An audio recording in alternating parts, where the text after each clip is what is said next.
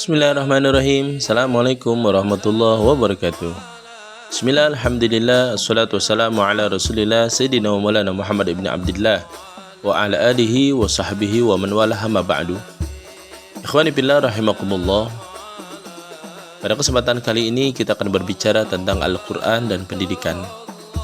Al-Quran merupakan kitab suci umat Islam yang senantiasa dibaca dan dijadikan pegangan hidup bagi setiap pemeluknya.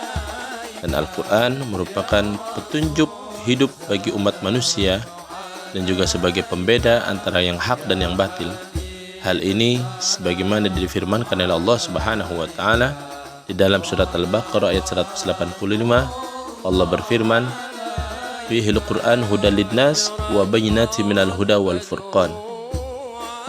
Di dalam membaca Al-Quran dan mentadaburinya, maka kita akan mendapatkan pahala dari Allah Subhanahu wa taala.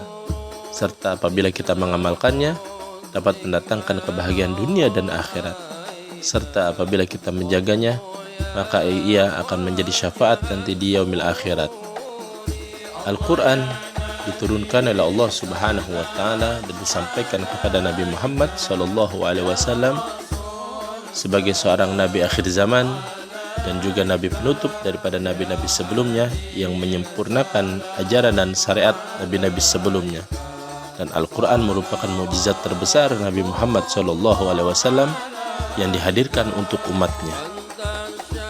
Al-Quran juga berbicara tentang pendidikan. Pendidikan merupakan upaya bagi seorang manusia di dalam mendidik manusia yang lainnya untuk memberikan pencerahan, pemberdayaan dan juga perubahan perilaku pada perilaku yang lebih baik lagi. Ahmad Marimba dalam buku Dasar-Dasar Ilmu Pendidikan mendefinisikan pendidikan sebagai bimbingan atau pimpinan secara sadar oleh si pendidik terhadap perkembangan jasmani dan rohani si terdidik menuju terbentuknya kepribadian yang utama.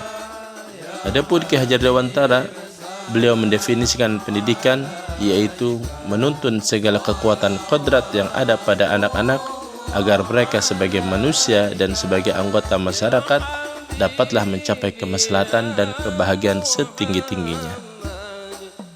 Ada banyak di dalam Al-Quran ayat-ayat yang mengisyaratkan tentang konsep pendidikan, bagaimana Al-Quran menjadi sumber bagi para pendidik untuk membuat konsep yang berbasis Al-Quran untuk menuju manusia yang sempurna atau manusia insanul kamil, atau yang dikatakan juga sebagai manusia ulul albab, manusia yang penuh dengan peradaban dan juga dihiasi dengan iman dan takwa kepada Allah Subhanahu wa taala.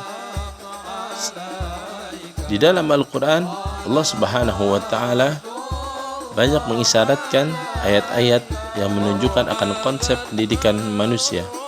Di antaranya, bagaimana Allah Subhanahu wa taala mengangkat kisah daripada Luqmanul Hakim yang diabadikan di dalam Al-Quran menjadi figur dalam mendidik anak, karena proses pembelajaran dan metode yang diberikan dengan cara penuh dengan hikmah. Hikmah menurut Quraisy Shihab adalah segala sesuatu jika digunakan atau diperhatikan akan mendatangkan kemaslahatan dan kemudahan yang besar atau lebih besar, serta menghalangi terjadinya madarat atau kesulitan yang besar atau lebih besar. Di antara pendidikan yang diajarkan oleh Luqmanul Hakim kepada anak-anaknya adalah menanamkan fondasi dasar ketauhidan kepada anak-anaknya agar senantiasa mengesahkan Allah Subhanahu wa taala sejak dini hingga beranjak dewasa.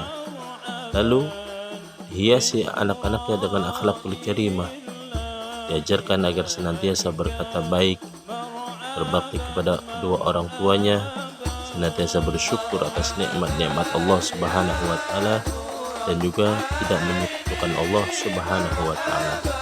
Lalu Luqmanul Hakim mengisi rohani anak-anaknya dengan senantiasa ibadah kepada Allah Subhanahu wa taala, juga senantiasa mengajak kepada anak-anaknya agar bersosialisasi dengan masyarakat dengan cara yang baik dan ma'ruf. Inilah beberapa contoh konsep pendidikan yang diajarkan Al-Quran untuk umat manusia agar senantiasa bisa menjadi pegangan hidup di dalam mendidik anak-anak dan juga generasi muslim pada umum. Demikian Al-Quran berbicara tentang pendidikan. Semoga ada manfaatnya. Assalamualaikum warahmatullahi wabarakatuh.